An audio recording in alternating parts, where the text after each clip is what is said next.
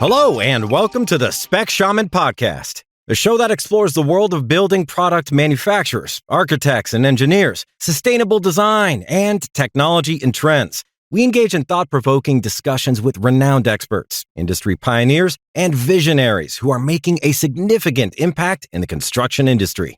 Join us as we explore groundbreaking ideas, revolutionary concepts, and the latest advancements shaping the built environment.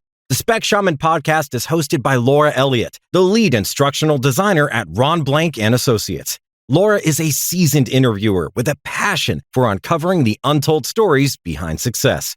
I hope you enjoyed this week's episode. Let's get started. In this inaugural episode of the Spec Shaman Podcast, we're discussing the labor shortages impacting the building industries, the value of integrity in product representation towards successful architectural specification, and a surf shack dream realized in Costa Rica. We are joined by Jason Foura of Wolf, the VP of Market Development, who oversees the architectural and downstreaming effort of the contractor base and a champion of long-form conversations on the built environment. A graduate of Bucknell University, Jason has held sales, corporate training, and management positions with various building product companies, including Cooper Tools, Pella Windows and Doors, and AZEK Building Products. On this episode, Jason shares his wealth of experience with us and how it informs his approach to his work in the design and building industries. Welcome, Jason. We are so glad to have you. So, Jason, I was wondering, could you provide an overview of how you got started and ended up where you are now? Yeah, pretty interesting and kind of roundabout story. Good morning, Laura. Good morning, Brad. So I went to school and not really kind of understanding the exact path I wanted to take. I went into school for pre-med and realized after my freshman year that wasn't quite the path I was going to end up in. I think I enjoyed socializing a little more than I did studying, unfortunately, and those two don't usually go hand in hand. So I switched majors, got into really more environmental science, kind of a geology background, graduated from Bucknell with an environmental science degree. And along that path, quickly realized also as I began my adulting phase of life, that money, at school was a tough thing to work out, right? I mean, I didn't have a full ride by any means. My parents helped me out as best they could, and quickly realized that I needed to figure out a way to make some money. So I ended up going into the ROTC program to become an Army officer, and I got a 2-year scholarship. I got an air assault slot after my sophomore year to kind of work with helicopters and link up and do that kind of fun school, and then had to unfortunately go to get an official physical at Carlisle down in Pennsylvania, where that was where you had your medical exams. And I quickly realized my career in the Army was probably a very short one. So my eyesight is very bad. As you can see, I'm wearing very thick glasses. But my eyesight DQ'd me. So I ended up with about 50 grand in debt and graduated. And back then, that was in inflationary dollars, is probably over 100 today. But realized very quickly that I had to buckle down and figure something out. And so I moved to Atlanta, Georgia, with to roommate with a couple of my friends from my fraternity at the time, and in '97. And I ended up getting into the copier business. Again, just kind of not having any idea what I wanted to really do. I just needed to make money, right? And so I ended up working for a subsidiary of Toshiba, and I sold copiers and fax machines. And I made a pretty good chunk of change my first year. And I thought, if I hustle and I can do this, I can talk to people. Sounds like a logical career move, right? Yeah. From environmental science into copiers and fax machines. But it was really more of just, unfortunately, out of necessity of just having to pay my debt load. And so I ended up in sales, and then I finished that career, moved to North Carolina after a year, realizing that, again, I didn't want to cut quite. That hustle was fun. I made a lot of money, and I thought, I need kind of a change of pace. I moved in with a buddy in North Carolina, and then got a job after that, traveling the country in a tool van. So I had a marketing position.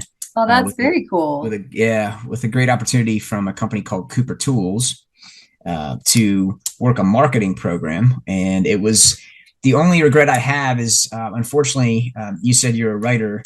You're like the better half of me, where I don't have any interest in writing per se, and I'm just not good at it. But I wish I would have, because I could have made a really interesting coffee table. I called on all the old hardware companies in the country before unfortunately, a lot of them went out of business, where the big box stores were, growing at a rapid pace in the late 90s and swallowing up all these small towns. And, a lot of these small companies that were family owned, were becoming obsolete, just out of, antiquated processes. I was telling my son this story the other day. I called on a hardware store in North Carolina where they still had a tobacco ring from the people that would sit around the coal fire stove.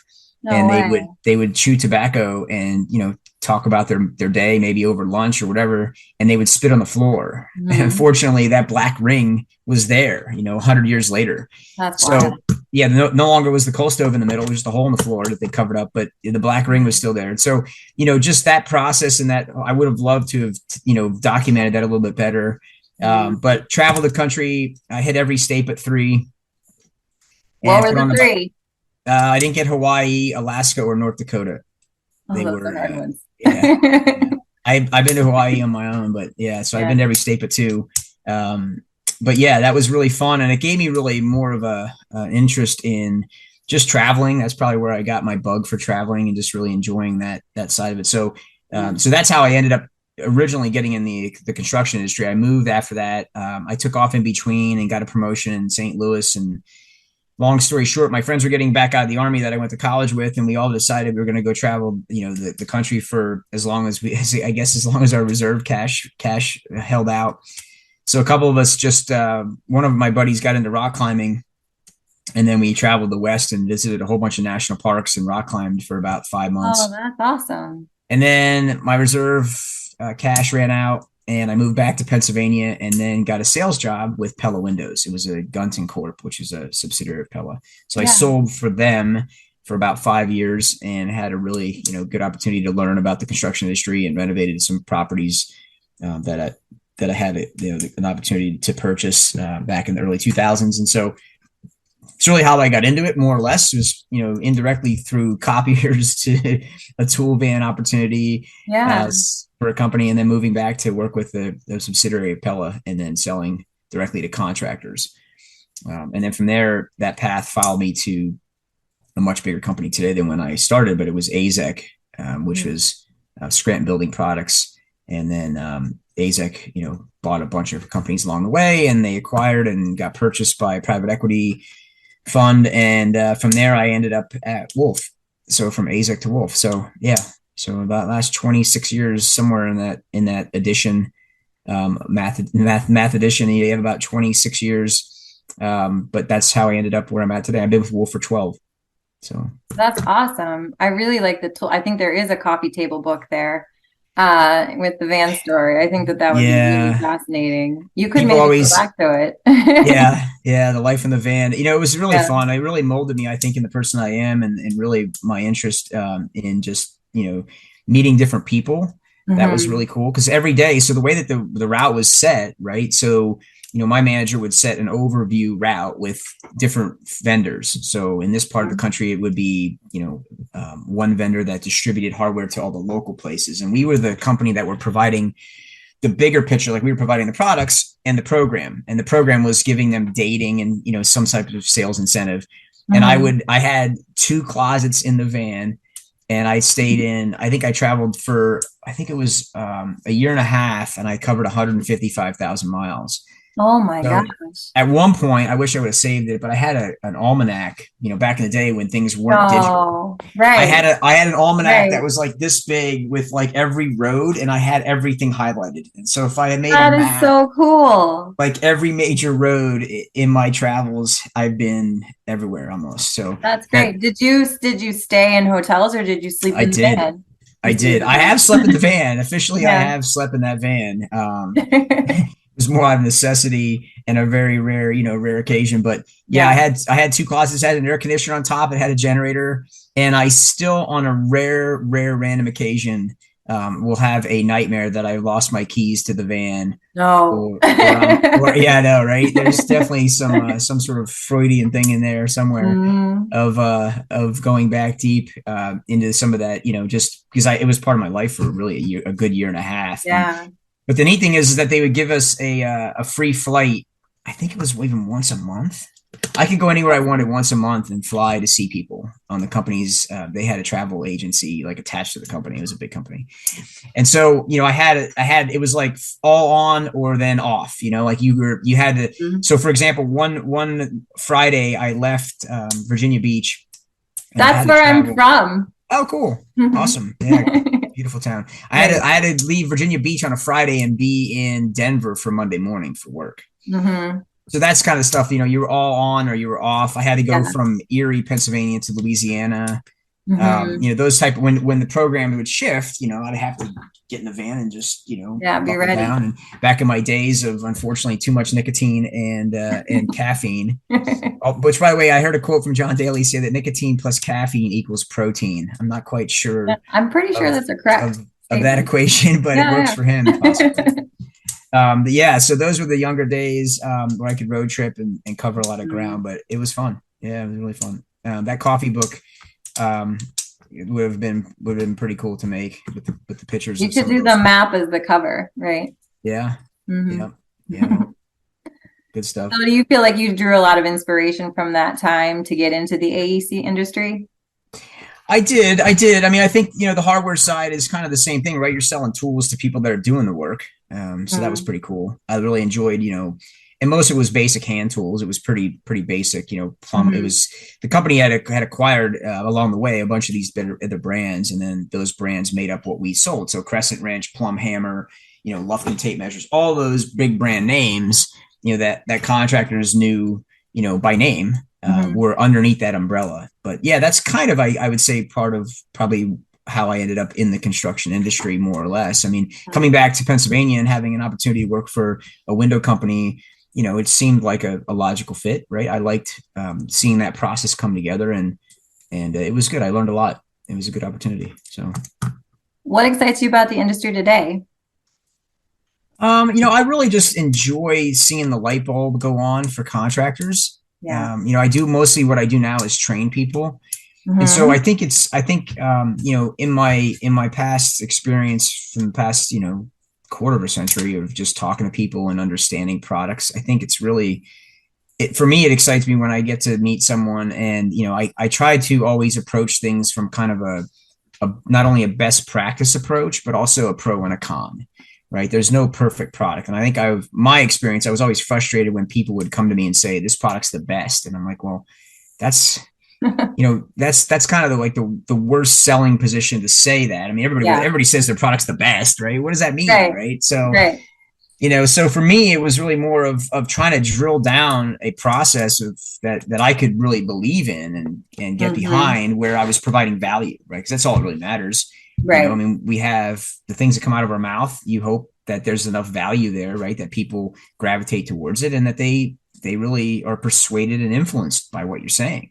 Right. And that's really what sales is about. And that's really where I try to, hone my craft, or just, my direction on how I talk to contractors, just by really being genuine and just not trying to, slant things, or not trying to, trying to come across as if it's some sort of sales position, and just really present kind of those pros and cons, how things really are meant to fit, opposed to, jamming square pegs in round holes. And I think a lot of companies and people do that, because everybody wants to be successful, I think, but unfortunately, they sometimes put their own spin on it, and it doesn't always provide value. Well, the authenticity and integrity are important. Yeah. So being known for that really makes a difference, I think, and creates a long-term relationship versus a short-term one.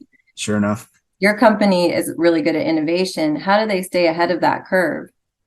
Yeah, pretty unique. So, we've been in business for 180 years, a long time. So since 1843, right? So a lot of change along the way. The only thing constant is change, right?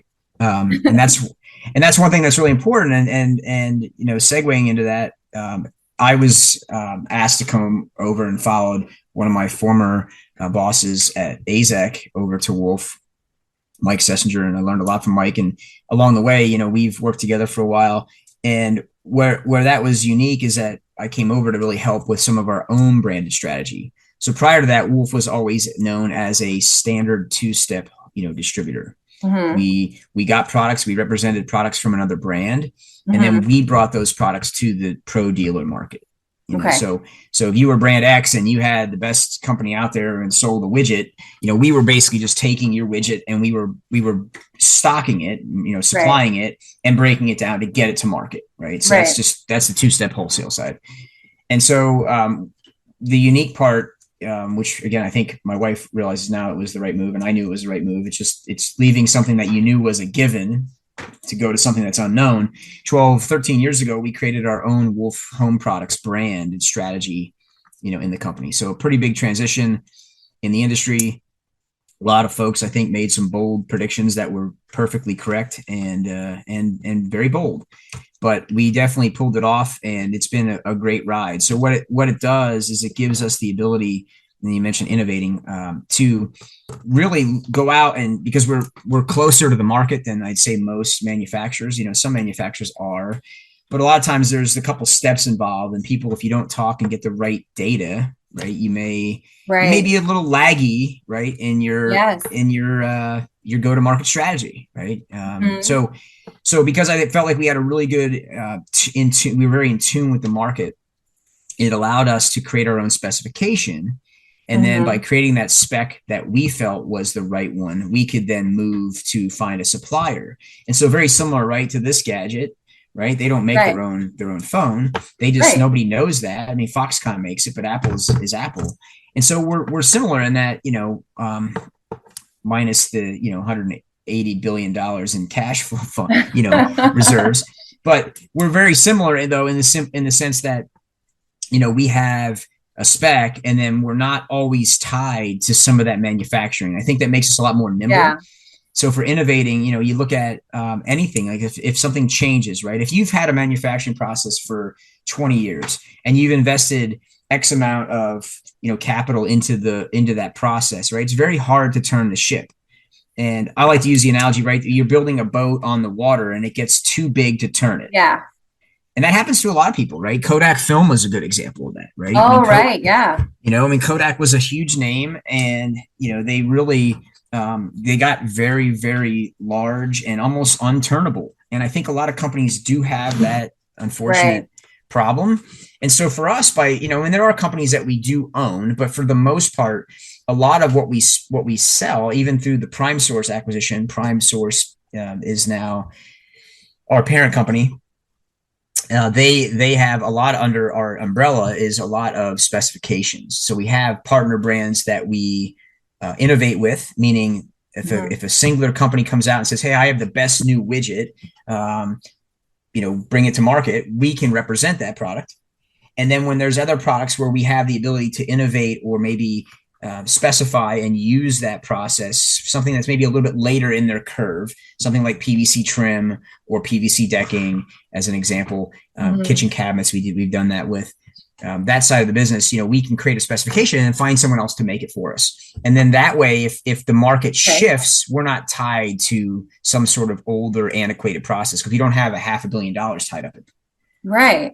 Well, that's a great way to model that. Yeah, it's worked well. It's been fun. It's been I've been there for almost 13 years. It's been a fun run.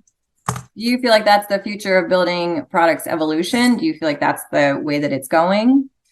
No, I mean, I think it's very hard to do what we did. It was just one of those unique scenarios, I think time and just a little bit of luck sprinkled in there, and timing. We were coming out of that 2008 boom, right? So everything that crashed after, up into 2008, coming out of that crash, it was scary for a lot of companies, and we just happened to have the right timing with luck and, the right position to make that move. And it really had paid off. I think for other companies, it's just not quite, the same maybe ingredients mixed together. And so some companies have tried it and have had, I'd say okay success, but I think in general, we've had a very good run. And so it's allowed for that model to really kind of flourish because of how we had the timing and along the way, again, we got acquired. So we're now our parent company is Prime Source. And they have very, very similar, go-to-market strategy as well with buying companies who have more of this, branded strategy, but not necessarily having, X amount of capital tied up in the investment behind it, you know? Right. That makes sense. As the construction industry is changing, what transformations are you seeing? Yeah, probably the biggest thing I'd say because my angle really is more on the architect side and more on the contractor side. So a lot of it is really just the challenge with labor. You know, I think you look at a generation where a lot of the baby boomers were more hands-on. You know, my dad's generation, a lot of them are retiring now. They're getting out of the industry. Unfortunately, I think COVID, you know, had a lot of negative effects on a lot of people. Yeah. A lot of folks retired earlier because they didn't want to deal with it. You know, maybe they got laid off and they never came back. And so I think that's probably our biggest challenge, is getting a younger generation who doesn't seem to be as interested in being hands-on as they do more computer, you know, screen time oriented, you know, just the nature, I think, of what we're going to have to work through in our industry is figuring out how to entice younger kids to be more interested in the trades. You know, that's a partnership with Ed too. I think my background is a little bit of some teaching in K through 12 spaces. Nice. And there has been such an enormous college push that it pushed kids away from the trades. Yep. And, you know, my husband, I don't know if you know, he's a rig welder. Awesome. Yeah. So he's a man on his tools, and he's seeing it firsthand. I mean, he's, you know, we're in our 40s, early 40s, and there is a gap of, you know, there's hardly any 30-year-olds in his space at all. And then there's very few 20-year-olds that are coming up. So yeah, and you're absolutely right. I'd even say that gap is more like a chasm. I mean, it's really it's really just void, you know. It's sad because you're right. I think we've, for whatever reason, our society has kind of tricked a lot of kids into going into debt. And unfortunately, if you don't know what you want to do, college is a great thing if you have a very focused plan and you know exactly what you want to do. But that's where, you know, I could go down that rabbit hole with my beliefs on the college system. And just because I got out of school with a fair amount of debt, and I feel like in general, you know, our government, we should put more pressure on colleges to actually place kids opposed to just taking their money. And that's unfortunately, it seems like it's more of a money grab than it is a placement, you know, situation. And that's really sad because we indenture these kids to, you know, and again, once you take that debt, right, you have to pay it off the rest of your life. You can't even go bankrupt over it. So you can't lose it. It's a sad thing, right? Because if we made bankruptcy with that tied together, most people probably wouldn't be able to even get the loan, which would change. And that number would drastically go down. But yeah, in general, we need to incentivize for the trades for sure. But that's funny you say that. So your husband's a rig welder. My son is 16 and a half, and he just had a shop class. You know, I've grown up being pretty hands-on with him, and he didn't quite gravitate towards hanging out in my wood shop. But like most 16-year-olds, they want to do their own thing. And so his spin on it was he got into machine shop welding. And he's a skateboarder. So he made his own skateboard ramp and his own grinding rail. There you go. He learned CAD. And then he turned my wood shop. That's very cool. It's been transformed into a metal shop now. So he's now awesome. Welding. Yeah, he's welding skateboard rails. So that's very cool. Plug for Quinn here. No. Podcast. My husband is an old skatehead too, so it goes hand in hand. Those boys, they like skateboarding and welding. Yeah, it's a very cool trade. You know, it's kind of exciting. You know, I always joke you can take great photographs of somebody in mid-weld. I mean, those are like the ones that you find pretty easily, stock photos of. But that's very cool. Pressure washing, I think, is a great recommendation for your shop. I always have a garage full of metal shavings, and I have a pressure washer that I bring in like every 6 weeks. Let's clean right that on up. Yeah, our super shop vac. He's he's a much better welder than he is a vacuumer. Let's just say that. Yeah. That's very cool. If he ever wants to come hang out with a Texas welder, we got one. Oh, that would be so I got cool. one for him. Absolutely. Yeah. He teaches now too, my husband. So he's fantastic. He teaches the trade. It's and that's a big thing. I think really encouraging kids to go into the trades is a big part of that. You know, it's kind of been not necessarily given the best lighting, I think, in the ed space. And we're really having an enormous, like you said, a chasm. So there's a lot to be done, I think, in promoting that level of education for, real hands-on skill sets, because we are not going to be able to build anything if everybody can just design it and not put it into place. Yep, absolutely. Yeah, we just need to change our priorities. I think, a lot of focus, there's a lot of money obviously in the universities, hence the inflation, that's happened, and they just keep ratcheting that up. And if more people, open their eyes and realize that, the trades are a very, very viable way to make a great living, very rewarding. Yeah. I think that'll change. We just need to have some good leaders behind it and not be held hostage by the banking cartel, unfortunately. Yeah. Well, there are some pretty good grants that have come out recently for people that are building those trade education spaces. And I think there's a lot of value there, Sure. Do you think that that's one of the main challenges that the manufacturing process and construction industries are facing? Do you see any other ones aside from the labor shortages? Yeah, I mean, labor is definitely the biggest thing on my radar, just because I experience it with so many, working with so many, definitely installers, Yeah, I'd say that's the biggest, probably the angle that I see. As far as disruption, one of your questions we had was disruption, or what do you think is, going to be innovative or disruptive?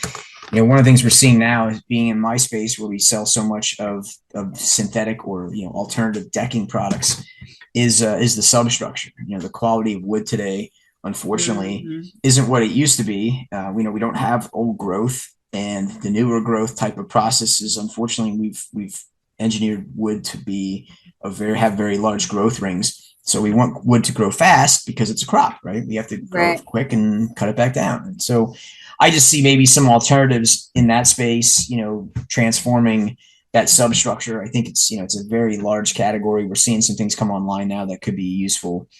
That's definitely one of them. And just really more in general, right? More low maintenance products. I think, no one wants to spend time anymore, staining their deck every year and, maintaining things, right? So I think it's a balance of setting expectations. I always train contractors that, as the price tag has gone up, unfortunately, everybody's expectation followed it. So people have this notion that they spend 50 grand on a deck, that it'll self-clean itself. It's not a self-cleaning process, but in general, right, no one wants to have to maintain things. And so that's something we've been successful at, is maintaining some of that, that steering towards lower maintenance, So designing products and developing products that, reduce that maintenance load on the back end, that people faster labor, less maintenance. I don't think that's going to change anytime soon, for sure.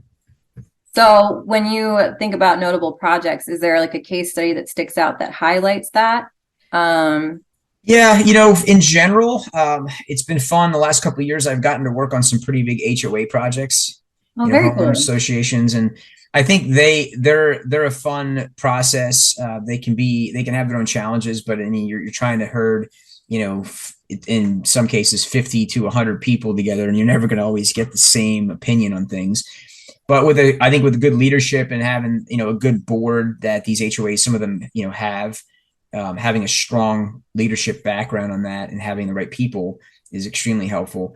But most of the time they see that probably more so than anybody, right? When you start multiplying maintenance costs on a large scale, it multiplies very quickly. So that's something where that's been really fun to help them through that process. And, our particular product we sell it's a lower maintenance product, which kind of segues into, I think, a worthy topic of, you mentioning innovation and how companies, can do this and look at transformation. And I think one of the challenges that we've always had, or I've had at least, is, companies grow, they get big, and they take their product, across the country. And regionally, not every product works as best as it can in some parts, right? So, for instance, in this particular part of the country, one thing that hits home when we talk to the HOAs is products that are more low maintenance, right? You have moisture. The East Coast is, unfortunately, it's problematic with cycling of temperatures, right? You go from freeze and thaw constantly every year. And then you throw in a lot of humidity, a lot of moisture, a lot of humidity, where, the same product that would work in my state, in Pennsylvania wouldn't maybe work as well in Texas. That's true. Vinyl siding in Texas, that's dark colors, right? Melts off the wall practically. I mean, it definitely can cause challenges. So you folks see probably more fiber cement in your area. And I would argue that, that lower maintenance products that don't absorb moisture work better in the East Coast where we have a lot of moisture. So that's always been challenging for me personally, just seeing companies kind of, blanket this statement and then they just cover it across the country. I wish people would be a little more critical on how we sell things, but that's maybe my own thing. But just positioning those products, they don't always work in every single region. And I try to stress that when I'm talking to professionals, especially the architect community. Yeah. Because one spec that you may have as your master spec for a project in Texas, and that same architect may specify something in somewhere in the mid-Atlantic, and it doesn't always work the same way. We have different same thing. Yeah. So that's the biggest piece of advice you would give like the young professionals coming up, is to understand their regions. Yeah, just understand your regions and understand that everybody's trying to sell a bridge to somewhere. Someone's always trying to leverage their product, and so just work with people that I think are genuine in their delivery and really want to provide value. And so one of those things I've tried to train contractors to make that statement is, when we say things like, for example, they're selling HOAs and they're talking about a low maintenance siding product that's not going to absorb moisture. And I would say to them, look, guys, that same product that we're not recommending in our area works extremely well in the southwest part of the country. So it's not that it doesn't work in general, it's that it doesn't work best here. And I think that's really important, right? Because that's the right way to sell something, right? Is we're providing value based on how products fit, and not jamming square pegs in round holes. And unfortunately, with the right amount of money and branding, right? One of the good things with money and branding is you can create branding awareness, and people will make those blanket types of specifications. And before you know it, right, it's going everywhere. And then people don't even always know why they're using it because they don't question it. They don't question it. It's just the brand follows through, the spec follows through, and it may or may not always fit in the right place. So, and then they have failure on the back end. Yeah, you can, or just a bigger maintenance schedule, right? I mean, a higher maintenance schedule than maybe you were originally intending. Right. Yeah, I understand the East Coast aspect very, very well. My mom lives right on the Susquehanna River at the top of the Chesapeake Bay, and she lives in a condo that has an HOA. And they definitely have to look at the materials that you all provide and things like that to make sure that they don't have to deal with the issues that would be. If she's living, is it Havre de Grace? Where's she at? She lives in Port Deposit. So she's about 40 minutes from my house. Have you been to Lee's Landing? No, but I've been to Elks Landing. That's not far from her. There's a beach down there, and she's probably I'm sure you've done your fair share of blue crabbing. Yes. Yeah, that's Chesapeake tradition. She was out on the boat yesterday. They have had some pretty bad storms, so she's been waiting. She got out yesterday. She was stoked. Yeah, crab picking is a great tradition. That's one of my favorite things to do in the summer. Yeah, it's absolutely. Yeah, I grew up doing it. Awesome. Right there on the deck. Yeah. Awesome. Yep. When it comes to marketing and promoting, I know you talked a lot about authenticity and integrity. Is there anything else that you think, regionally specific recommendations I think are important? Is there anything else that sticks out to you? In what aspect? Like what angle? As far as just marketing? When you're talking about, when you're building the relationship between building products and design professionals. Mm-hmm. Yeah, I think it's just about, a lot of it too is, I think one of the things that I want to suggest for anybody, younger getting in the industry is do it because you like it first. I've always had people. I had a renter one time that was in college, and I said, you're graduating? What are you going to do? He said, I'm going to be an investment banker. And there's nothing wrong with that, right? We need investment bankers. But I think, and I said, well, what's your angle on that? Why do you want to go that route? He said, well, that's where the most of the money is. And I thought, man, if you're just chasing money. And sure enough, I ran into him a few years later, and he had left the industry because it wasn't what he thought. So don't do it for the money. I always say that if you're passionate about what you do, you're going to promote, a good approach to things. People are gonna gravitate towards your passion. You're going to exude that in the way you deliver things, and they're going to gravitate towards you. And the money will follow, right? The money will follow if you're doing well, and you're going to do well because you like it. Yeah. Right? And when you like something, people can sense that, right? They know that you're being more truthful. I think they're going to recognize that you're being, more honest with your approach, and you truly want to bring value. And I think that's always more important than anything, right? If you're going to be in sales, you have to be viewed as promoting value. And and providing solutions. So yeah, I would say for anybody young, just you got to put the effort in, just put your head down for the first 20 to 25 years and just hit the ground running as hard as possible. I don't manage anyone now, and my position had changed because I got kind of moved into helping with some product development, but also, managing all of our contractor content and architectural content. But when I had managed folks, a lot of them were more of a younger position. I would manage, we would have them as product specialists. They would enter the market and their sole job was to call on contractors and architects. And yeah, so I may have fired more people than I've actually promoted at some point, just as an entry level job, right? I mean, the younger generation, I always tell them, you got to show up and you got to put the time in. And for those who get that, they do very well. And I think it is going to be challenging though for the younger generation. I don't feel like they have quite as strong maybe of the work ethic as some of maybe our generation. I'm almost 50. So, I think it's just the natural change maybe in how different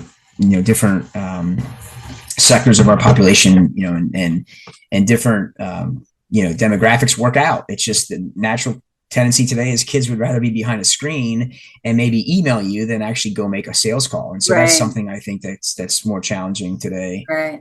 Do you think that's one of the biggest challenges in getting the product specified is those interpersonal skills?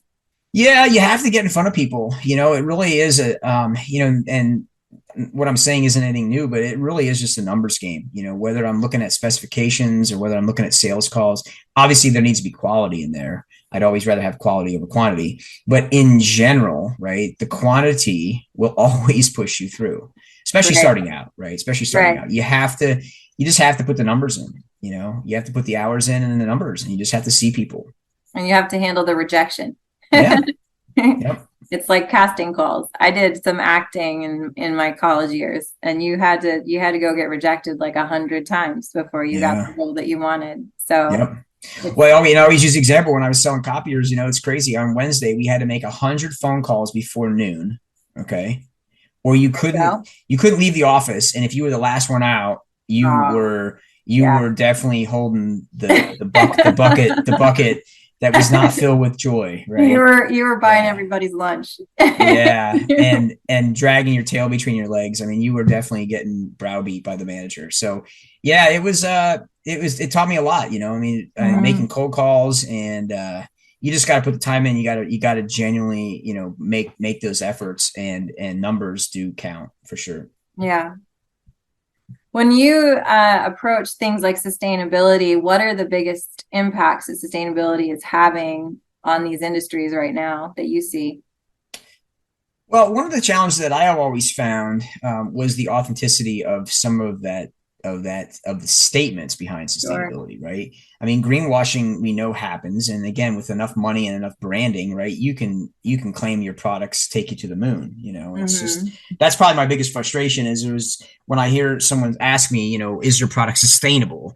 And then I always usually respond with, well, before I go down any rabbit hole, right, explain to me what's sustainable. What does that mean to you?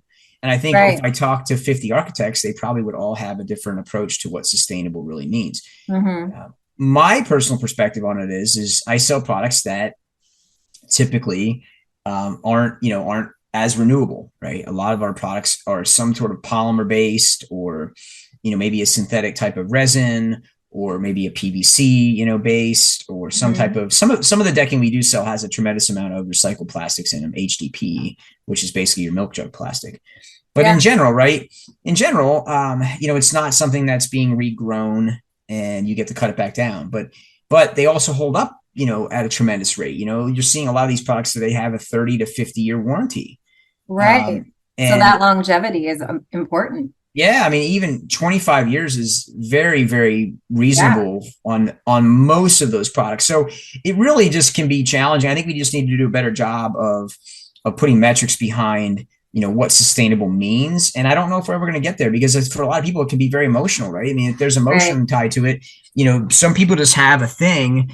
When I say PVC, they don't want to specify it. And I say, well, if you're specifying new growth cedar, which may have taken 25 or 30 years to grow, and you cut it back down, it is regrown. So that's definitely sustainable. But if we have to repaint it every 8 or 10 years, or we have to go through the exercise of possibly patching and repairing, not quite as sustainable maybe as you may have originally viewed it. So it's just difficult, right? It's a very challenging broad brush statement that I think needs a lot more open dialogue, really, and trying to take as much emotion out of it, just so we can really just try to put metrics on it, and I think that would only help our industry, is to better define what that means. Maybe a consensus of, it may take 1,000 architects to talk through that, or engineers and architects, but we really need to, and contractors also, right? I mean, because they're part of the process. I think one of the challenges too is a lot of times, the way that a contractor views something and the way an architect views something is pretty much juxtaposed. It's really, sometimes they can be oil and vinegar, and I think having more open dialogue to talk through that sometimes to reach a better understanding of what the industry needs would be most helpful, for sure. Yeah, like a summit on sustainability. Sure. Conversations. Yeah, I mean, my preference on a summit, honestly, is more moisture management. I love talking about that stuff, and I think understanding it. I don't think our industry fully understands, how moisture condenses in a wall cavity, and when you have areas of humidity, and the challenge in the East Coast too is, we go from hot in the summer, which is right. Nobody has. So what does everybody turn on when it gets hot? The air conditioning, right? So now you have cold on the inside, hot on the outside. It always goes from high to low gradient, right? So it's always forcing towards the cold side of condensation. So now we just take it in a normal wall cavity, and in the winter it's to the inside in the cold, and then or in the winter it's on the outside, summer it's on the inside. So it's in flux all the time, and that's something that I think a lot of different companies don't take into account. I think a lot of our code is kind of old and antiquated, although the balance is tough, right? Because if you start, we talked about it before the podcast started about adding different codes to that are going to be enforced, and then we start adding more R value to the wall cavity, which I think is a great idea. But there's a balance between people being able to afford it, so I think we need to do more long form discussion. I think that's what I love about podcasts. I listen to a ton of podcasts, and I do enjoy the long form discussion, because it's not just a broad brush. Hey, let's just talk about, code and what's important. It's just a lot of times, unfortunately, money dictates the bigger companies who have a bigger pool of money to put aside for helping to write the code. They ironically get to write themselves into the code. I can give numerous examples, and not to say that on this podcast to incriminate anyone, but that happens, right? That happens. It's very, very evident. And unfortunately, unless we start having better and open dialogue, it's not going to fix itself. So it's a reflection process, right? It's kind of understanding it. I was meeting with someone that designs basketball flooring, and has to deal with those products and how humidity affects them. And they were talking about the changes in the HVAC industry and how that's really causing some issues for people that are trying to maintain the humidity in a space to install the flooring, to maintain it. And so there's a lot of, I think, evolution going on with, global climate initiatives that are impacting these industries in ways that no one, there's always intended consequences and unintended consequences. Absolutely. And this point of conversion is really a big challenge. I see, everyone kind of facing and puzzling about, like, how do we address this? How do we deal with the sweeping changes that are happening really quickly? How do we catch up? Well, unfortunately, with our very human short-term, attention spans, long form discussion is coming back, but it's, unfortunately the media, right? The media doesn't make money on long form discussion. They make money on sound bites and snippets. And that we need to get away from that, because we're not doing ourselves any service as a race, as a society, by, of humans, right? By just short form, soundbite low attention span answers, when these things are complicated, and we don't just fix them, by listening to a soundbite. So it requires layers of research. I think that's the point of this podcast, really, is to kind of create a format for everyone to be able to discuss these and then ponder it. I don't think that we want to come to conclusions as we're learning something immediately. I think that, reflecting and synthesizing and then learning a new layer, I think, is really an important thing. And the long form, you're right, I think, is the best way to solve some of these bigger issues. Yep. Well, and they're not, is just cut and dry, because we also needs, in some cases, everybody, the same people who are crying for more affordable housing, want more code, and you can't always have both. Right. And it's a confliction there. And so, managing moisture in a house cavity does require a few things. Either you build a better styrofoam cup, you manage the moisture on the inside of the house, and unfortunately those things both cost a significant amount of money to do that, to do it well, to do it right. And when it's not done right, in our area, we have numerous, class action lawsuits against synthetic stucco, because the wall cavity is not thick enough, and you have a lot of mold and rot inside the wall cavity. In fact, in the East Coast, you can't sell a house unless you test for the amount of humidity. If you have a stucco, if you have a synthetic stucco, you have to get a moisture reading before, and disclose it before you can even sell your home. So it's a huge problem in the East Coast. And yeah, I have some of my own ideas, but unfortunately, for renovation work, they all cost more money, and not everybody wants to spend what they should spend. And that's back to a whole different approach too of Americans, right? We want everything to look great. It may not feel good inside, but as long as you look good on the outside, right? As long as it's pretty. That's right. As long as it looks good from the curb, it could be rotting from the inside, but we don't want anybody to know that. So that's something we have to, I think, approach as a society, and figure out that, better, and just be honest with ourselves too, because it's not, it shouldn't be just about what the exterior looks like. We should be worried about clean air. We should be worried about how much moisture is being accumulated in our house. And, in typical, American fashion, if we can't see it, it doesn't matter to us if it's, and it's something we should definitely be paying more attention to, for sure. Absolutely. Do you have a personal philosophy that kind of you carry through with what you do? Well, I just want to be true to myself. I think that, salesmen are notorious for just telling people what they want to hear. And I try to really not prescribe to that approach. I think it's harmful for your own integrity. I think that, we're really just kidding ourselves when we do that. And so I've tried to, and I think I've succeeded very well. I've trained, probably well over 4,000 contractors. Just with the Ron Blank folks in presenting webinars, I've probably presented to over 4,000 architects. So, in general, I want to be consistent, right? And I want to continually learn. I learn a lot from talking to other people, and especially contractors and architects. And so really just being open-minded being willing to learn, and just being true to yourself, just really, understanding that there's not always a one-side approach, and just making the right recommendation for the right reason. I think that's more important than anything. Yeah, that's the cool thing about this position that I sit in, because I get to learn so much from everyone. I'm like the filter of this conversation between people like you and the design professionals. And there's so much in the industry, that is just really interesting to kind of wrap my mind around. So it's really very cool. Sure. How does your work inform your hobbies? Is there something that you do that you feel really like, brings you to where you want to be? Kind of, I guess. I mean, I've thought about that in the past, and it's interesting because, I have never been known for not talking or not having an opinion or not, not voicing myself. And sometimes it's gotten myself in trouble also. But I think a lot of the things that I've gravitated towards, honestly, are interesting enough. They probably are more of the exact opposite. So, the rock climbing approach, right? I mean, very, very focused, you're not talking to anybody, you're on a rope, right? I mean, there's times where I've climbed, multi-pitch climbs where I've climbed for probably 8 or 10 hours, and throughout the whole process, and, may have said 50 words to one of my best friends, and so, I do really enjoy that solitary aspect of it. I do a lot of hiking.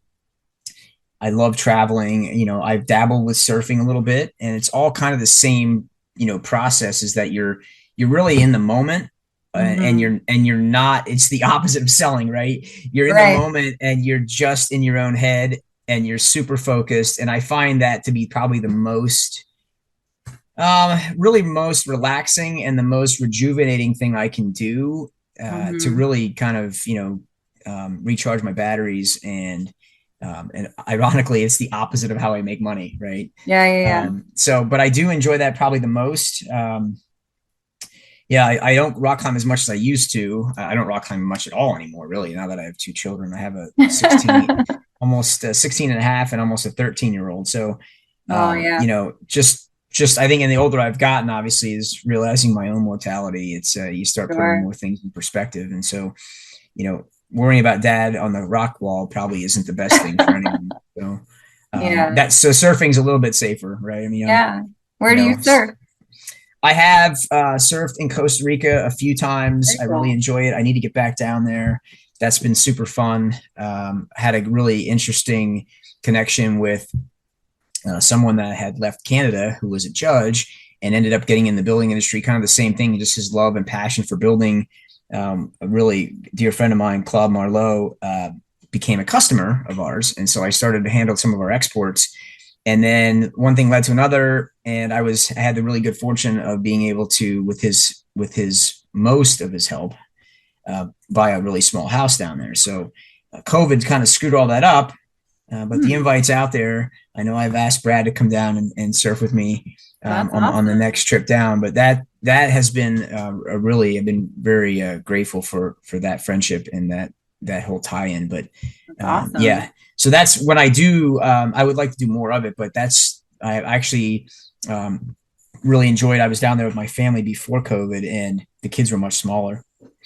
And we have a picture of all of them surfing, and we caught a small wave, and all four of us. We got pictures of all four of us, my wife and my two kids, all together on the same picture. So that was very, very gratifying for a dad to have that and see that. It was fun. Yeah. Fun. So. I definitely can.